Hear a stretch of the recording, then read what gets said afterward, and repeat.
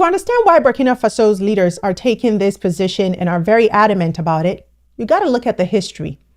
Because this isn't the first time African governments have accused Western institutions of undermining them through reports, sanctions, or narratives that don't tell the whole story.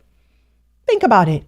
For decades, international financial institutions like the IMF and World Bank dictated economic policy across Africa, policies that often collapsed local industries and left nations in debt traps. Yeah, those failures were blamed on African mismanagement, not on the strings attached to the loans.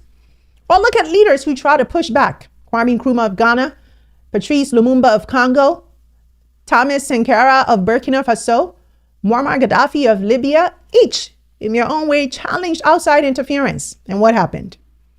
They were branded dangerous, destabilizing, or radical. Some were overthrown, others assassinated. So when Captain Traoré, who has promised to lead his country into a new era of sovereignty, says these UN reports are biased, these institutions don't see us as equals, and their words can weaken our legitimacy, they're drawing from a very real history here.